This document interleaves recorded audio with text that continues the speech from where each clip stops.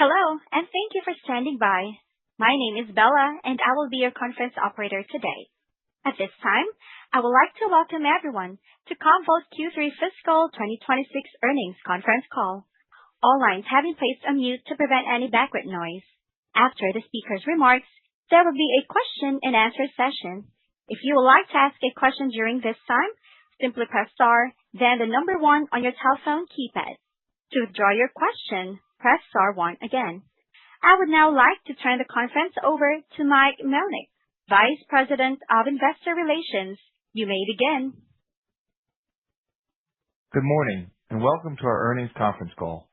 Before we begin, I'd like to remind you that statements made on today's call will include forward-looking statements about Commvault's future expectations, plans, and prospects.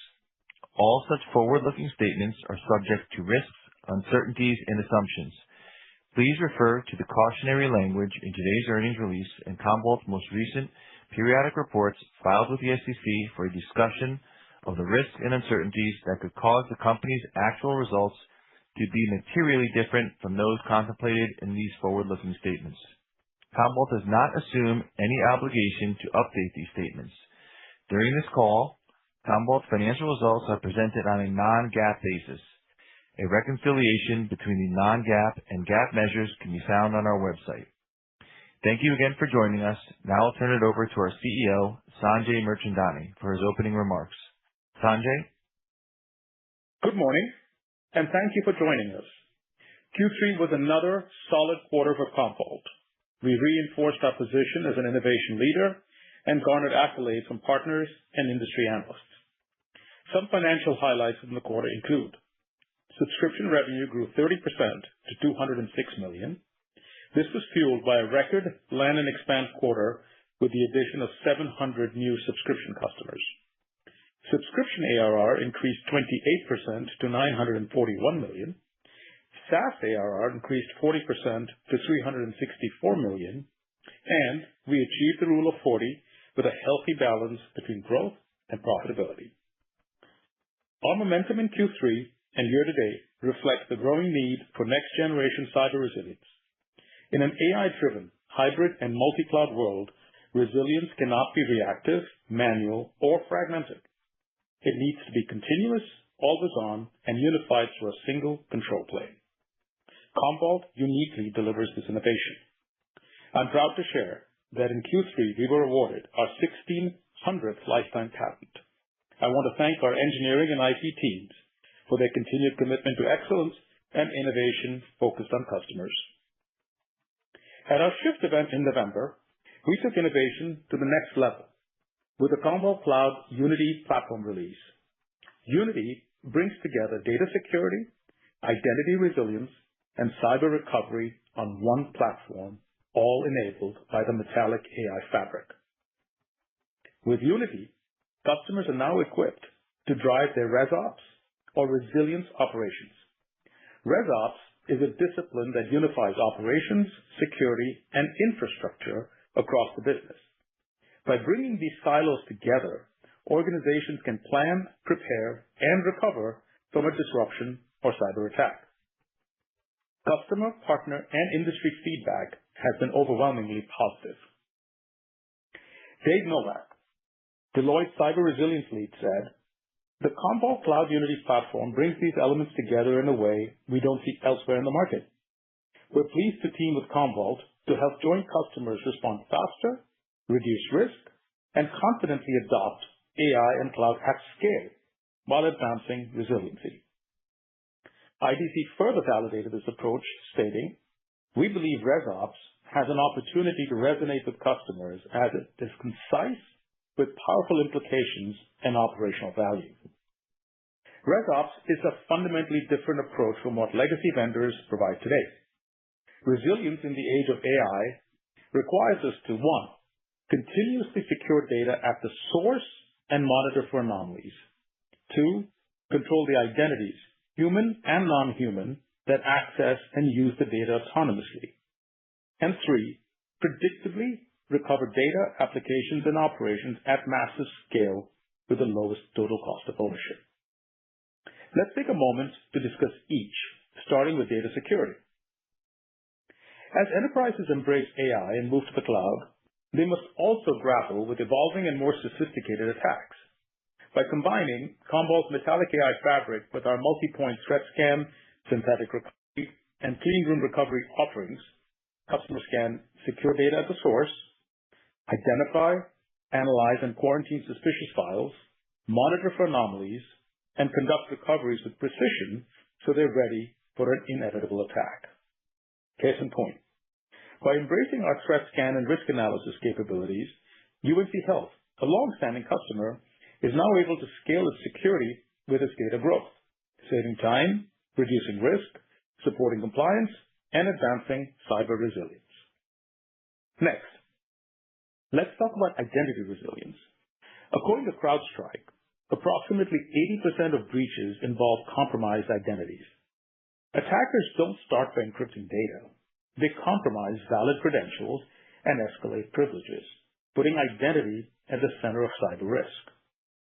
Commvault Cloud's growing identity resilience capabilities enable enterprises to easily track and mitigate unauthorized or accidental changes to identity systems like Active Directory, Entra ID, and Okta.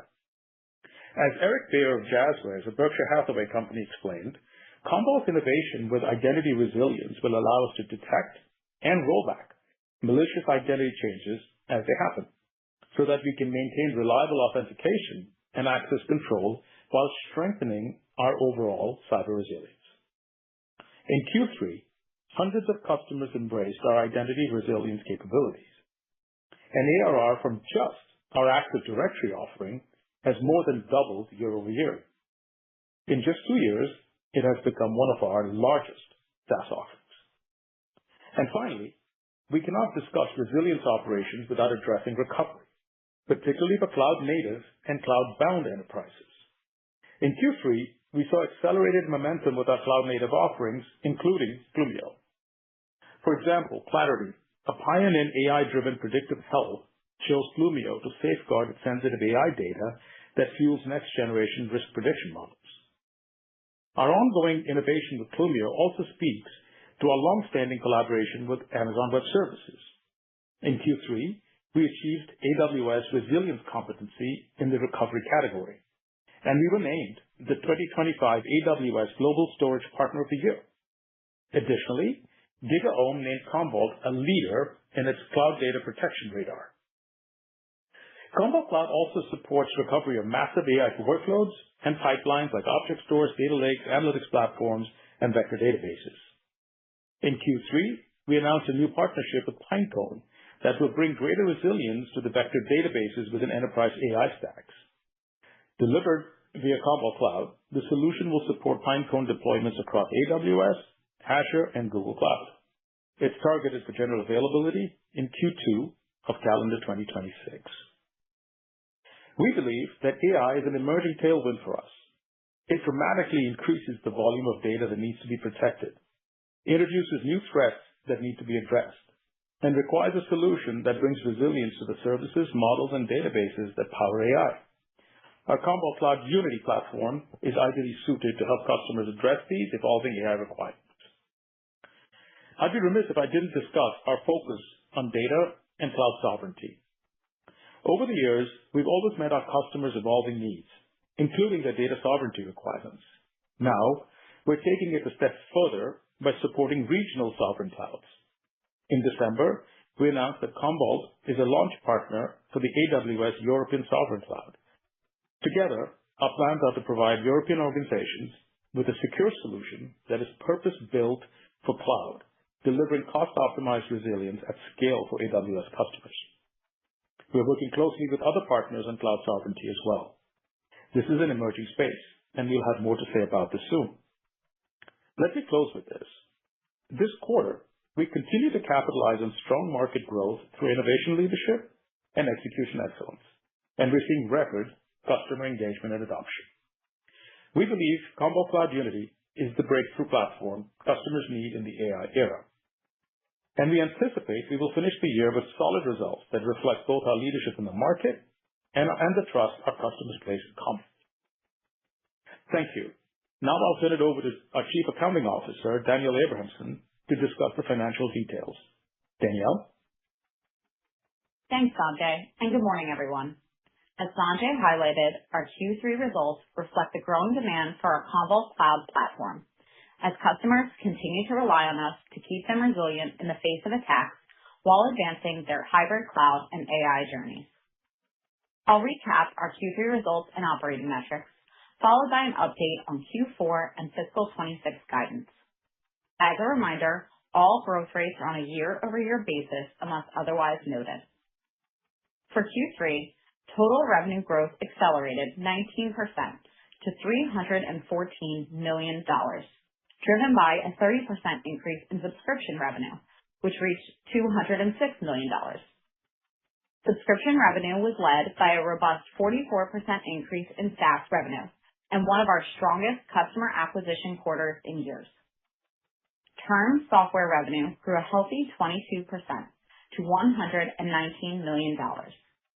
We saw strong growth across all geographies and customer sizes, with notable strength from large enterprise accounts.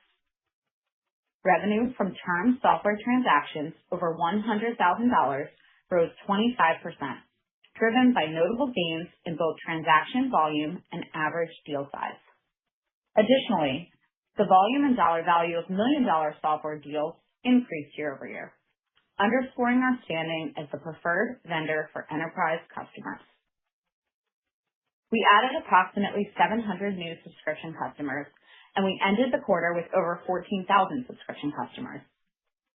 Q3 was our best quarter ever for net new term software customer additions and our second best ever SaaS customer acquisition quarter. Now, I'll discuss ARR.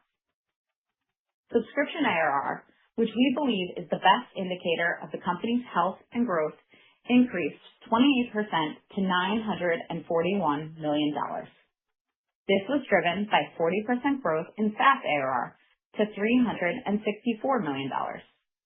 Subscription ARR now represents 87% of total ARR, compared to 83% 1 year ago.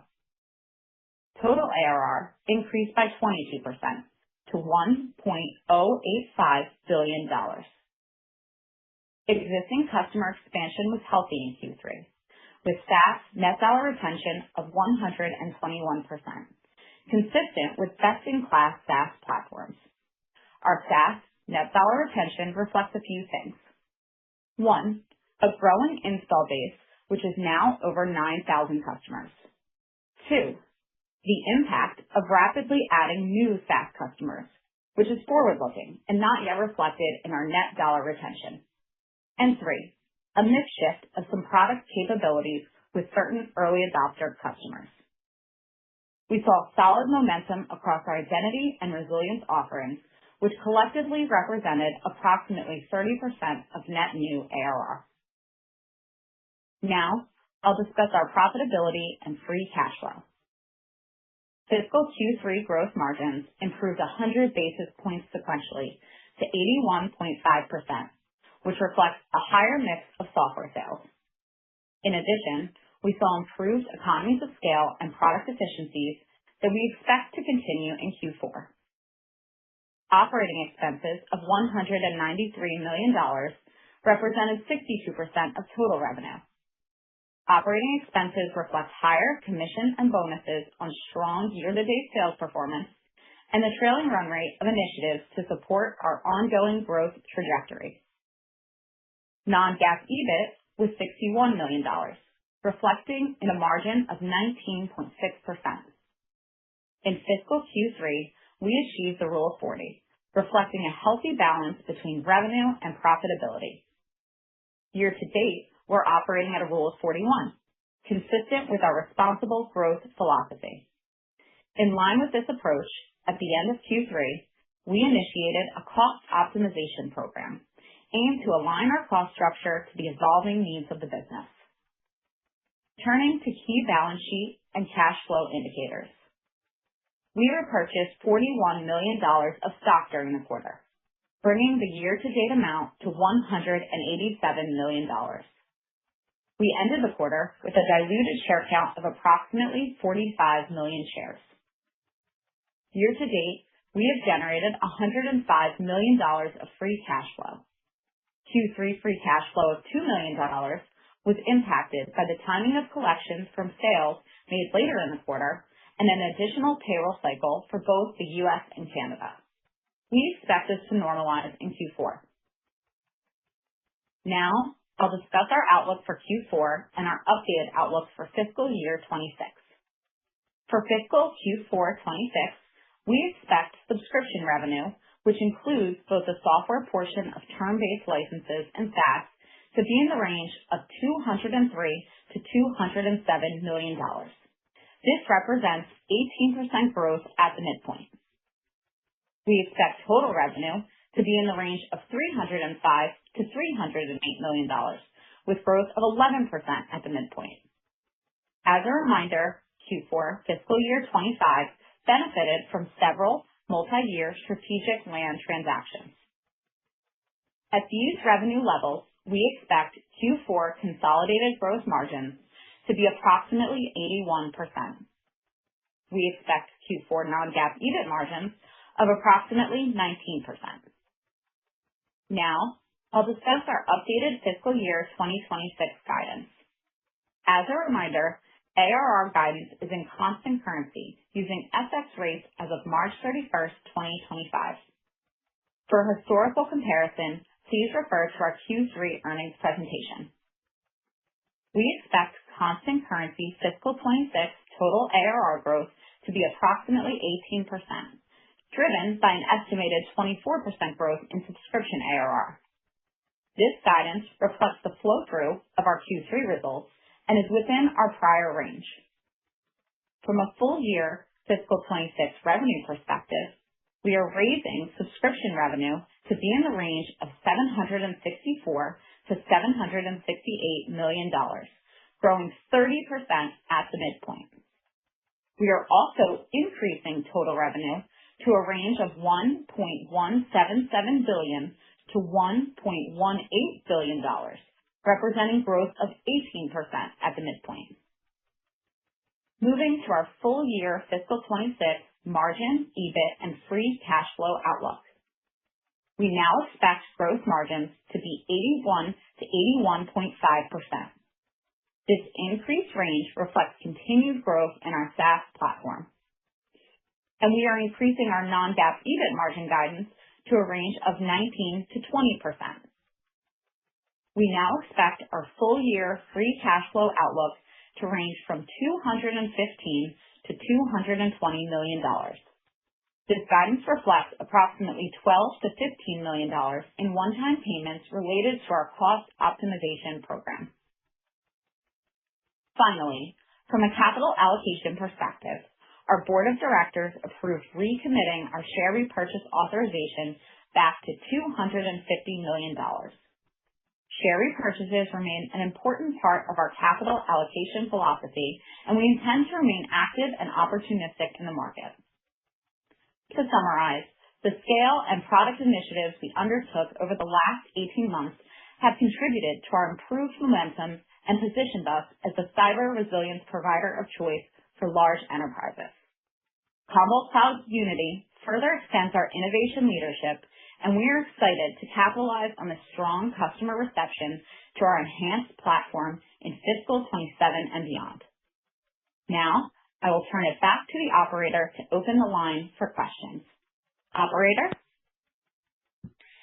At this time, I would like to remind everyone, in order to ask a question, press star, then the number 1 on your telephone keypad. We will pause for just a moment to compile the Q&A roster.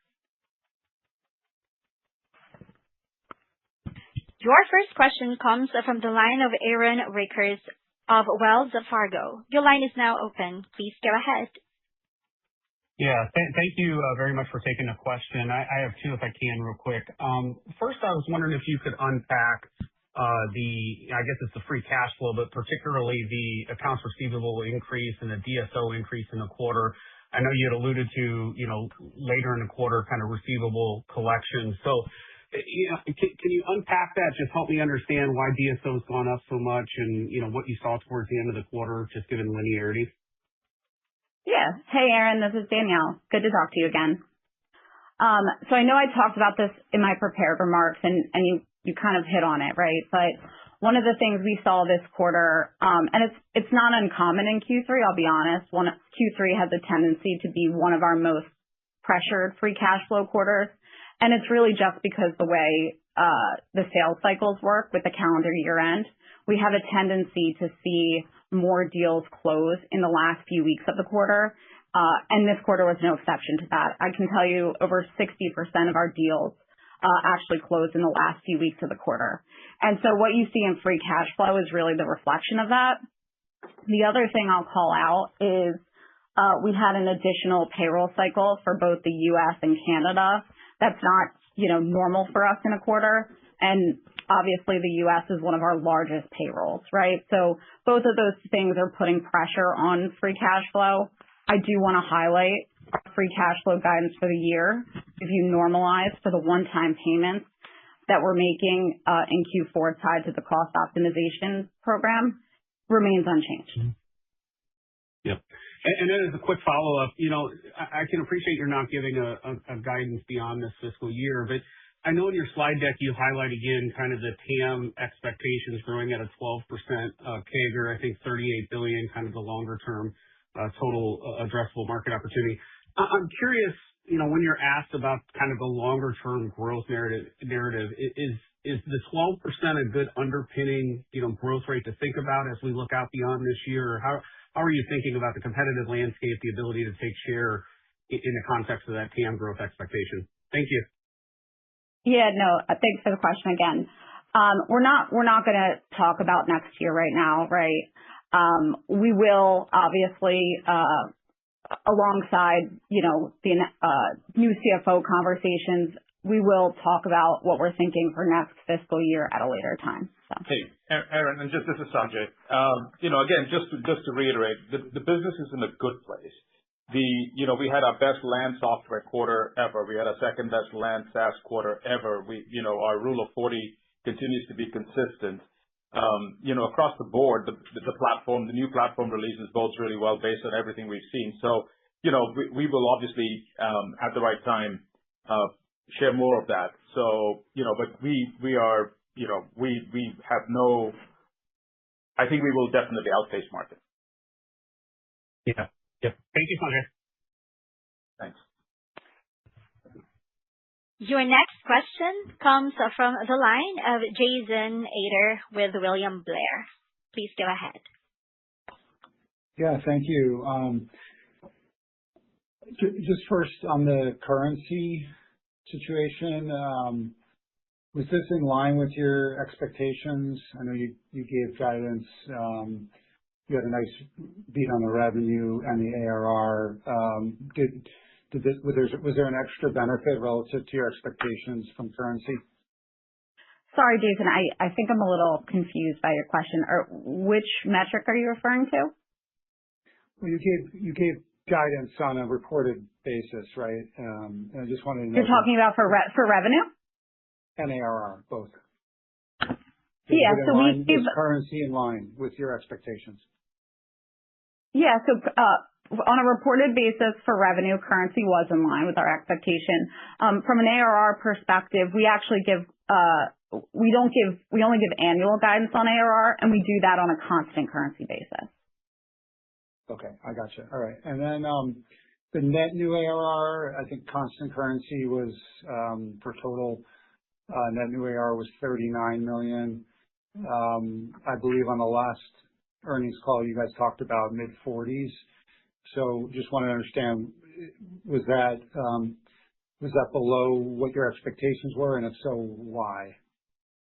Yeah, so let me unpack that a little bit, right? So, and as we mentioned on the call, we had a really strong new customer quarter. It was actually our top term software new customer quarter and our second highest customer acquisition quarter for SaaS. For SaaS in particular, I will tell you 70% of our net new ARR was driven by SaaS. As a reminder, we land those customers at lower ASPs, on average, typically 2 to 3 times what we would land a software customer with. And so what you're seeing in the ARR is just a reflection of that math. We're still very happy about that because what that does is give us the opportunity to go out, cross-sell, and gain further value with those customers. The other comment I'll make is going back to the software land piece. We have a tendency to land those customers at a longer duration, so that does have some modest dilution on ARR. Okay, I guess what I'm getting at is what I'm getting at, guys, is just what was the delta versus the $45 million that you guys had talked about? You ended up with 39. Something must have not played out the way you expected. Yeah. This is Andre. Jason, it's really just we sold a lot of SaaS deals, land deals this quarter. And that's why you have to look at it on an annual basis, because there will be variation quarter to quarter. We sell a lot of software, and it was also a big software land quarter for us. So when you take you take that together, it's that kind of explains the delta, if you would. But it's by every stretch of the imagination, it was a very strong quarter. And Jason, let me just add a little bit more with the numbers too, which I think might help. Last quarter, for perspective, 61% of our net new ARR was SaaS. This quarter, that's 70%. Again, when you're talking landing these customers at a 2 to 3 times smaller ASP than software, that does have a significant impact on ARR. Gotcha. Okay, so the explanation, if I can summarize, is just you're seeing a bigger shift to SaaS than maybe you expected at the beginning, when you gave the guidance, and that had an impact on the number. Yes, correct. And larger software deals as well. Land software deals with longer durations. Yeah. Okay, thank you. Thank you. Your next question comes from the line of James Fish with Piper Sandler. Hey, guys. Appreciate the questions here. First, how much does Unity impact this shift from sort of term to SaaS, if at all? And second, can you just help us understand if SaaS is so strong, and I get it, the base is getting bigger and more anniversary in Clumio, but why the 4% sequential drop in cloud net retention rate this quarter? Okay. Jim, it's Andre. So Unity, we announced it in November, so it's shy of 3 months ago. And what Unity really does, if I could just reiterate, is it brings together workloads, data, wherever they live under one control plane. So we're giving customers the ability to manage anything in, what we call in the AI era under one control plane. And that is something that we see as being the future. Now, what we do is we also, as you know, cater to customers with large on-premise software and growing SaaS capabilities. And that is their decision on how they wish to implement and the journey they take. So they work in tandem. So at this point, we're not committing to change the model unilaterally in any way next fiscal year. It's a natural thing. We'll meet customers where they are. And what we've really done is take away any kind of complexity a customer may face in the journey to the hybrid and multi-cloud and really make it seamless. And Jim, I can take the second part of your question. So as it relates to our SaaS NRR, and I talked a little bit about this in my prepared remarks, but let me double click into it, right? So a couple things went into our SaaS NRR this quarter. So the first thing, and you kind of, you briefed this on your question, right, is that we're dealing with a much larger customer base. So our SaaS customer base is now exceeding 9,000 total customers. So from an absolute dollar perspective, right, adding those same numbers of dollars, you're not getting the same level of uplift that you have, historically. The second thing, and again, you'll hear this, right, it's a theme this quarter. We had such a strong new SaaS customer quarter. Obviously, those dollars don't show up in our NRR number yet. And I'll remind you, right, we have one sales force that's doing both, right? So that's number 2. The last thing I will call out is there was a modest mix shift in some of our product capabilities among certain early adopter customers, right? We have the benefit of having customers adopt our different innovation early, But with that, we also deal with changes that need to happen over time. That's the beauty of what we offer customers and what Sanjay was describing with the Unity platform that we'll be able to take to a different level next year. But these customers are still our customers. We're not seeing uptick churn. This is really just, our business going through natural maturity. Yeah, there's no churn impact here. Okay. Any unusual. That's important. You got it. If I could follow up on that 9,000 SaaS as my question here. You have over 9,000 SaaS customers, 14,000 total subscription customers plus. Where does SaaS penetration get to, and how much are standalone SaaS customers? Yep. So I think we've said before, but of those over 9,000, roughly 30% of them also have software tied to them. On a growing base. Yeah, on the growing base. And one that I look at closely also is that nearly 50% of our enterprise SaaS customers use more than one offering. Okay, that's up 8-9 points from last year. So that also shows you that as the hybrid journey becomes real for our customers, the advantage of our platform becomes apparent, especially in the larger, complicated enterprise journeys, hybrid cloud journeys.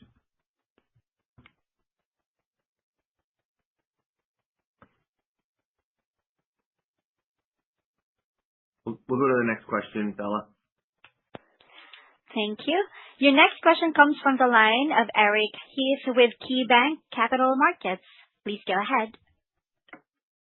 Hey, Sanjay, Daniel, thanks for taking the question. I just want to follow up on some of the prior questions, but on the SaaS NRR, is there anything from a go-to-market perspective, incentive-wise, to shift the Salesforce focus over to landing new logos as opposed to expansion? Is that some of the reason to potentially explain why the SaaS new logos was maybe a little bit stronger while the NRR was a little bit softer?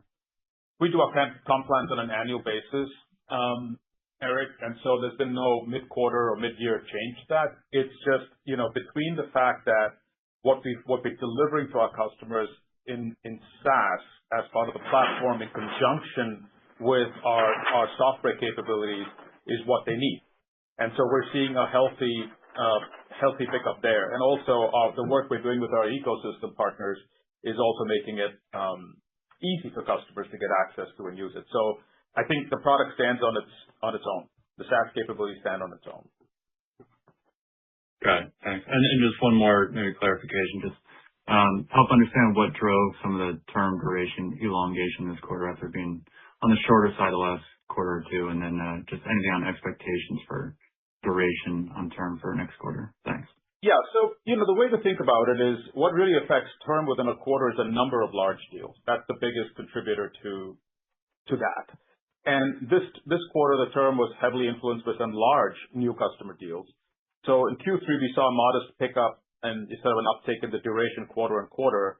And we're winning large customers that are multi-year, which is a darn good thing. What's also important for me to underscore is that our median duration remains in a normal range. Okay, and I guess we could have done a better job explaining term last quarter.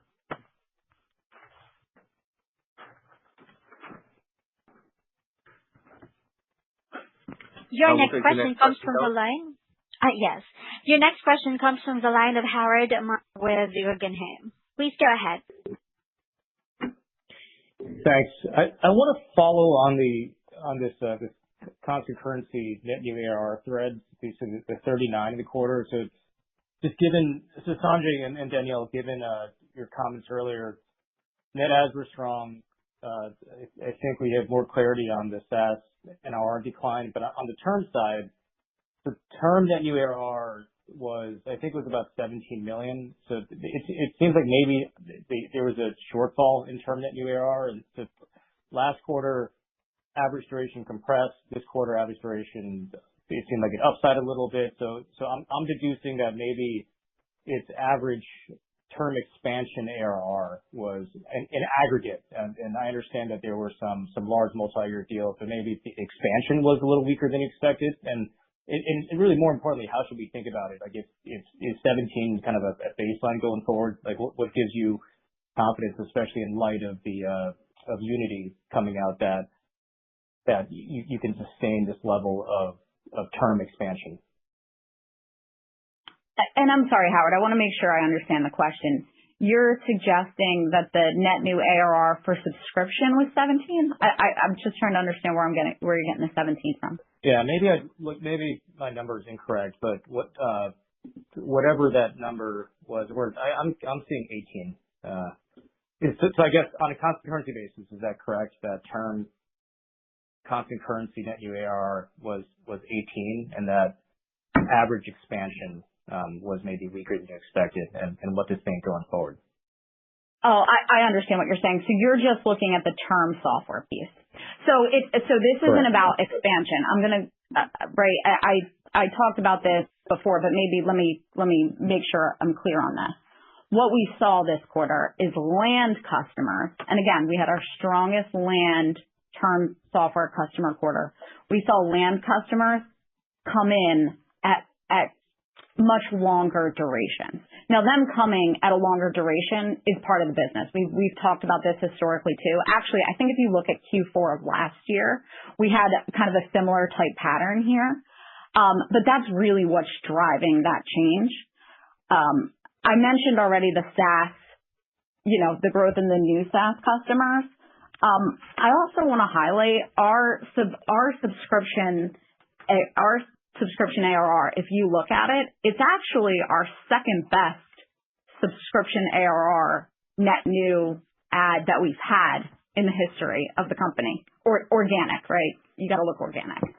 So again, I talked about the pieces with the new customers, but overall, we're really happy with where we're at and where we'll be for the year. And we could follow up on the one on the callbacks. Okay, and maybe just a quick follow-up for you, Sanjay. The restructuring efforts I should say the incremental restructuring efforts, it seems to be entirely focused in your R&D org and perhaps operations, so R&D and operations. Is that so? Number one, is that true? And what gives you confidence that these cutbacks won't impact your growth prospects? Hey, Howard, I'm not sure where you're getting that from. We time and time again, as part of our regular process, as we get closer to the fiscal year and we look at what our priorities for the next year are and align our P&L to prioritize what we think is going to be part of the future. This quarter, this exercise was no exception. Now, without getting into too much of the detail, some of it is recurring, some of it is not recurring. We ran a voluntary retirement program that was well received. And, so it wasn't on one group or another. It was something we offered up to the whole company. And some of the savings, you saw on the EBIT line this quarter and beyond, and then others are going to be put back into the business where we need it. Because I got it from in the press release, it says business technology is the unit. So can you just expand on what does business technology, that function, entail? No, Howard, sorry. So there's 2 restructuring plans that we have throughout the year. The first one we actually talked about in the beginning of the year, and that was tied to some changes we were making in our business technology team. That's not our R&D team. That's our internal business technology team, IT. The second restructure plan, which is really, the one that we talked about in the press release this time, and I made the comments on related to some of the cash flow impacts. That one is a company-wide initiative. Yeah, and Howard, actually, to be more direct, what this does is strengthen where we want to go, not weaken. So we're not cutting back on R&D or any such thing. This is really about strengthening where we think the opportunity lies. So just aligning the business. It's a good thing. Okay. Thank you for clarifying. No worries. Absolutely. Thanks, Howard. Your next question comes from the line of Param Singh with Oppenheimer. Please go ahead. Yeah, hi, thank you, and thanks for taking my questions. I had a couple. First, look, this ARR question has been beaten to death, but I had a slightly different question on it. As I look to the future, and again, I'm not asking for guidance, but as I look forward, typically these lower ARR SaaS customers will scale, right? And then based on historical trends, do you think it is, should we assume that there will be some re-acceleration with these customers as they come back with the potential of higher NRR, different from this lower baseline and potential increase in net new ARR? Or do you think that since there's a systemic shift towards more SaaS customers coming into the ecosystem, that this will kind of be a new baseline for the next few years until you have a larger SaaS base? How should we think about it logically longer term? Hi, Param. So I think I understand your question, so I'm going to answer it. But if I'm not answering what you're asking, please feel free to clarify, right? So yes, so we land these customers at lower ASPs, as I talked about. Historically, and I think we've said this, historically, we land at roughly $40,000. That's our ASP for these customers. Right now, we see anywhere from 30 to 40%, depending on the quarter, right, of our customers that cross sell. I will tell you, actually, we're seeing even better traction in our enterprise customers. Our enterprise customers, 50%, we are approaching 50% of them having more than one SaaS product. That's up 700 basis points from a year ago. Without giving you specific guidance for next year, what I can tell you is we have a history of growing the lifetime value of these customers, and we aspire to continue to do that. I think, Param, that with the Unity platform, it will make it even easier for customers to absorb new capabilities seamlessly. That is part of the design of the technology. So, we think that being able to cross-sell over time is definitely part of our strategy, as we've shared before. So let me segue into my second. Yeah, go ahead, Danielle. No, I just wanted to add one more thing, which I thought would maybe be helpful. Our SaaS customers over $100,000 are actually up over 45%. Great. So let me segue into my second part of my question, which is on Unity. Obviously, it's very early days, but if you could share some feedback and how should we think about based on that feedback, the adoption of Unity driving higher, basically SaaS ARR over time? Is there any way to conceptualize that? We have conceptualized many things around that platform. We're very excited about it, Param, as you can imagine. At Shift, you saw how much we shared. The platform is just literally, we announced it in November. Most of it was broadly available end of the year. We're in the early days of it. The pipeline looks great. The feedback from industry, I shared some on my prepared comments, is very positive. And it's early days to put out any pattern matching on it, but everything in the product, especially around its AI capabilities and our ability to bring together data security, identity resilience, and true recovery, is second to none. Our goal when we built and designed this product was to make it super easy for customers to embrace logical extensions of their resilience capability. So translated into a go-to-market piece, cross-sell becomes friction-free. Right. Okay. And do you feel you need to update your sales team a little bit to pivot to some of these, expanding capabilities, or do you feel they just delivered the right? Go ahead. They just delivered an amazing quarter. These guys are doing a great job. We're executing well, and of course, enablement of our team is job one. They're only as good as how confident they are with the technology. So we continue to invest in our people. It's a big part of how we do things. And I'll be honest with you, I'm very proud of our sales team. Okay. I'll get back in line. Thank you so much for answering my questions today. Thanks, Param.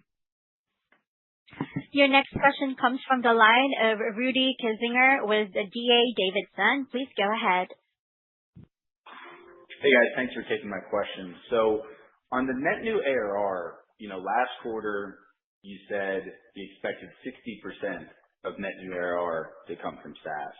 and 60% of $45 million would be $27 million. And you did $27.1 million of SaaS net new ARR in Q3. And so from that lens, it would look like SaaS net new ARR is kind of in line with expectations. And then back to Howard's point, it would thus look like term license net new ARR was below expectations, or the primary, reason for the $6 million delta versus the $45 million kind of baseline that was expected. So could you just, again, follow up on maybe the term net new ARR? Was that below expectations? What was the impact of maybe longer duration on some deals than expected that resulted in some price compression, thus ARR compression? I'm just not understanding how, based on these numbers, term was not below expectations.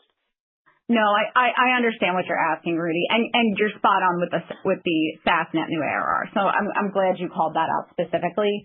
So what we were assuming for term is that duration would remain consistent with Q2.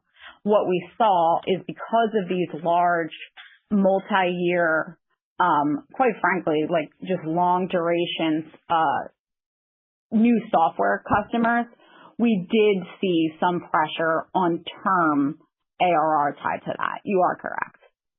And Rudy, as I've shared this over repeatedly, we have to look at this on a broader term basis, quarter to quarter, because of the type of business we do, the kinds of customers we cater to, the complexity of the projects that they embark upon, the mix of software versus SaaS. There will be a little bit of variability in how this stuff lands. The good news is we're adding a ton of new customers in SaaS, which bodes well for the long term. And we had a absolute record quarter of software land customers with longer durations.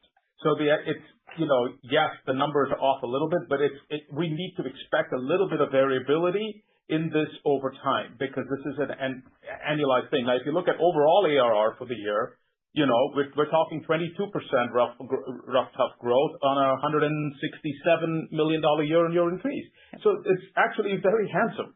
I just feel like there will be a little bit of quarter-to-quarter variability because we sell hybrid solutions for customers, and they have the option of being able to deploy it in the manner in which they want. So, I guess we could have done a better job explaining that last quarter. It comes back to the term and that stuff, but I'll keep explaining it till we get it right. Yeah, the only other thing I would call out, Rudy, to your point is, and we've talked about this, other ARR, right? Other ARR, the last couple of quarters has been consistent. We actually saw it decline. The decline almost doubled quarter over quarter, and that's really tied to some of our conversions. So that was the other piece, just to kind of bring it all together. Okay. And then as a follow-up, I'm curious, there was some commentary about, you sold maybe more SaaS deals, and I seem to maybe interpret that as meaning that prohibited you from also selling some term deals. So I'm curious, in your pipe for the quarter, did you have a lot of customers where reps were working with them on both potential SaaS and term deals, and more of the land tilted towards SaaS than term in the quarter? And then, sorry for a two-parter here, but on your SaaS ARR, what percentage of your SaaS ARR comes from or is calculated from consumption in the current quarter times 4 versus TCV over duration? And I'm curious if you were to, look at the quarter, your SaaS on an ACV bookings, standpoint relative as opposed to ARR, how much stronger might that number have been if you were calculating all of your SaaS ARR as TCV over duration? Yeah, that's a tough question. Maybe give us a little time to get the exact number on that. But let me take the first part of your question. Our sales team, the reason we have our go-to-market team the way it is because our platform delivers two sets of capabilities. So you can't segment them and say, do this versus that or that versus that. It really depends on where the customer is and how we meet them where they are. So if a customer wants to start with Air Gap Protect and Clean Room and then move backwards into our on-premise capabilities, that's what we'll do. So the sales team is absolutely aligned to the customer buying model and their buying capabilities and their needs. So we internally don't trade off one license type versus another. That's not ever what we do. It's what the customer needs and how we best align to it. Could you repeat the second part of your question? The second part of my question again, like if I just take your $364 million of SaaS ARR, how much of that is calculated from like Clumio products that are just consumption times 4 versus how much is just TCV over duration, the same way you calculate your term license ARR? Because I'm trying to, you're talking about the ASPs being much lower and the ARR not necessarily showing up yet from some strong bookings. And so I'm trying to understand, how much of your net new SaaS bookings come from products that are going to have ARR calculated on a consumption basis as opposed to TCV over duration. Yeah, so I'm not going to give the exact breakout, Rudy. What I can tell you though is it's small. It's immaterial on the whole ARR number. So it's not overly meaningful in the percentage. Okay, that's helpful. Thank you. Thanks, Rudy. Your next question comes from the line of Michael Romanelli with Mizuho Securities. Please go ahead. Yeah. Hi. Thanks for taking the question. So, I guess I was just, wondering if there are any, regions and/or verticals that perform better than your internal expectations this quarter, and maybe, conversely, were any more challenging than you were anticipating? What was the second part? Sorry, Michael. Yeah. If any, regions or verticals were perhaps more challenged than you were anticipating. Yeah, it was actually as a quarter very evenly distributed and almost by design. We've over time we've worked to de-risk the business in both geography as well as in particular verticals. This quarter was, our international business did very well, as did our U.S. business. Was very, very even. Our SaaS business did well. Our software business did well. So there was no particular call out. I think overall a well-delivered quarter from my point of view. Got it. Okay, that's helpful. And then maybe just building on, prior question, and apologize if I missed it, but, you guys have, obviously noted that you expect SaaS to comprise about 60% of total net new ARR for the fiscal year. Just how should we be thinking about that mix shift for the 4Q? Thanks. Yeah, I would even this quarter, we talked about this. I think Rudy called this out, right?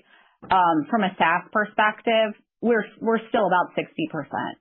So I think that 60% baseline is the right way to think about it. Got it. Okay. All right. That's helpful. Thanks. Yep. Your next question comes from the line of Tom Blakey with Cantor. Please go ahead.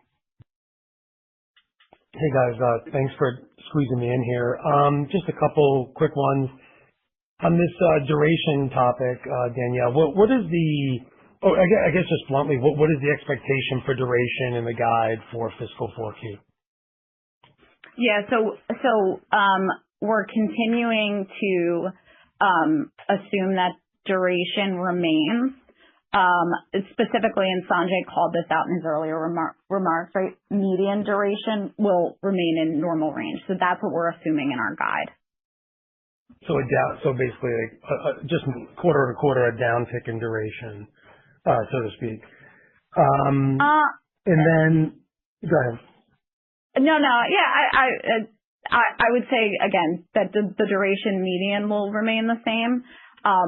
And the guide is neither aggressive nor conservative, right? We wanted to give you where we feel like we can meet. And frankly, we're getting better at this. As customers deploy more complex scenarios, we have to, internally be spending a lot of time really, really finessing how we look at this.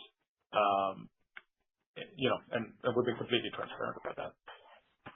Yeah, no, you have always, Sanjay. I just said, duration was an impact to ARR this quarter, so I was just trying to understand. I know, because it's a tale of two cities, right? Here we get larger duration, more land deals, and it affects the other side. So, and then we got a lot of new SaaS deals, and smaller duration, and so a little bit of a variability is to be expected. We're getting better, I hope, at being able to tell you what that is. Yeah, and this goes hand in hand with the complexity and expanding kind of sales motion that you guys are going to market with in terms of adding cyber resiliency the last year or so, a year or two, Sanjay. So maybe if you could talk about, these increasing hybrid deals, the sales cycles. Maybe talk about, on a like-for-like basis, where are sales cycles going, this last fiscal quarter, or maybe going forward in your mind? Are they expanding? And maybe if you could touch on discounting for everybody on the call. Is there an element of discounting just to address that topic with the extended durations? And that's it from me. Thank you so much. No worries. So hybrid deals, if you start on the software side, you look at large enterprise customers, and they have technology that goes back, sort of legacy technology. The process of getting that conversation going where it becomes a combination now in resilience terms of really looking at data security of all data types, looking at identity resilience, and then attaching that to world-class recovery, that becomes a fairly sophisticated conversation, and that takes time. And when we get into it, then you realize that some of the workloads, they want to start in the cloud. They want to keep on premise. They have a timeline under which to move it to the cloud. So then you start working through that. And we've gotten good at it because we've been doing this now, the cyber resilience conversation, security conversation for a couple of years. We think the new platform and the bringing together of the capabilities and the one pane of glass will just allow customers, especially with our discovery capabilities, to quickly get up and understand what they have and what is protected, what isn't, at what level, what policy. So, I think the new platform in time will help shrink our ability and the customer's decision points, I think, to do things. Now, the sales force is taking this to market comprehensively. Okay, we try not to go and talk about workloads because that's not a resilient solution. Resilience, in my simple way of thinking about it, is only as good as the entirety of the workloads you protect. And so that's kind of how we look at it. These deals, when you start, it's a very sophisticated sales process, and you have to, but customers are open to it. Cyber threats aren't going down. AI in a good way generates more data, and that data needs to be protected, and we're good at that. Okay, so that's kind of how we think about it. Go ahead. You saw that, Sanjay. Sorry, as a follow-up to that. Sorry, I thought I was done there, but you saw that in your net new term, record additions. Again, I just wanted to just triple click on, is this maybe, in addition to all these records and solid results, is there an element of pipeline building related to this, possibly a sales elongation going on? Yeah. No, so I was gonna. I think that, firstly, you said discounting earlier in your earlier part of your question. There is we keep a very tight control on that. Yeah. Our chief commercial officer was our chief financial officer, so there's a very high degree of discipline that goes into discounting inside of the company. So that I don't worry about day in and day out. That's not my concern at all. The sales cycle, we believe, and it's early days, so we can talk about it over the quarters to come. We believe that our Commvault Cloud Unity platform will reduce the time it takes for customers to understand resilience the way we've designed it and get up and running with us faster. And then we also released a framework for them to sort of look at to operationalize it. We call that ResOps. We released that. We announced that in tandem with the platform, and the collective capabilities in there, we think, will allow our team, our partners, and our customers, our prospects in this case, to truly understand how fast they can get up and running with true resilience. So I'm very hopeful about where the platform is. Thank you very much, Sanjay. Thank you. Your next question comes from the line of Shrenik Kothari with Baird. Please go ahead. Yeah, thanks for taking my question. So, Daniel, you noted, of course, strong new SaaS customer this quarter, but that these dollars, of course, haven't flowed into NRR yet. Can you just clarify? And I believe Sanjay was getting to that in terms of the lag effect. Is it purely a function of like how you recognize your SaaS ARR sort of ramping off actual usage consumption versus potentially some of the peers who use and kind of used as linearity around duration and TCV. So that's part one, and I had a follow-up on Unity. Thanks. Yeah. So I just want to make sure I understand, because I think you're asking two different things. So you mentioned SaaS NRR, right? And I had made the comment, one of the things we saw is we had a really strong SaaS new customer quarter. And so obviously the way that we calculate NRR is we take the same customer cohort from last year and look at where they are this year. So any new customers would not be considered in that calculation. Does that help answer your question? I think that's what you were getting at, but if I'm missing it, let me know. No, that was it. Yeah. Thanks. Yeah. Okay. Perfect. So it's all future value, lifetime value of the customer. Yeah. Got it. And Sanjay, so my follow-up then is, of course, you have the SaaS ARR recognition due to this kind of ramps, and I was just curious, would in that case, kind of a SaaS ACV bookings offer like a much cleaner, better lens into your momentum? I think you were getting to that, and with Unity gaining traction, should help improve your overall TCV and ARR dynamics. Just curious, and also the net new ARR coming from SaaS. Just has there been any internal discussion around looking at some of those metrics, kind of ACV or backlog RPO? Yeah. Hey, sorry, this is Danielle again. So I just want to make sure it's clear, right? So we do have some consumption and some utility. It's a small portion of our ARR. Most of our ARR is tied to what I'll say is true subscription SaaS customers, in that, they buy a fixed amount for 1 year, and then that amount is annualized. So I don't know if there's, I hope that answers your question. That's clear. Thanks. Yeah.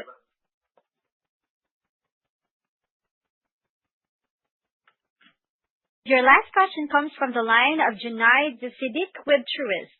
Please go ahead. Great.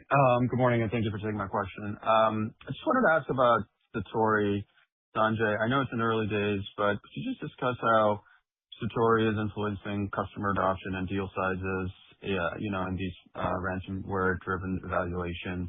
And, what specific capabilities within Satori, are proving most differentiating in these competitive wins? And how do you think about its contribution to growth over the next, let's say, 12, 18 months? Okay, sounds good.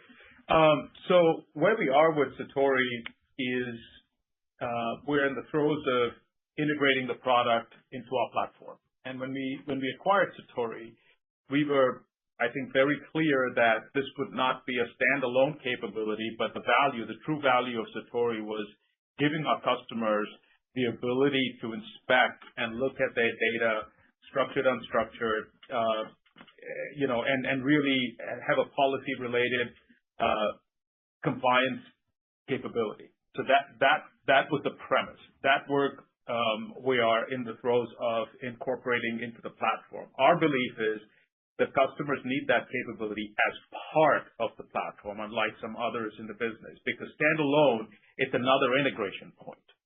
And with us, it's a feature you just turn on, and then you are protected, and you're looking at the compliance requirements and policies across the board. So it's an implicit part of the platform.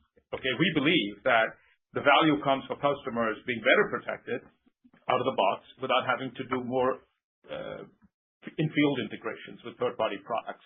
And we think that's going to raise the value, and it is already raising the value in conversations that we're having. So it's early days, but kind of where we expected it to be. Great. Thank you. Thank you. All right. There are no questions at this time. Ladies and gentlemen, that does conclude our conference call for today. Thank you all for joining, and you may now disconnect. Everyone, have a great day.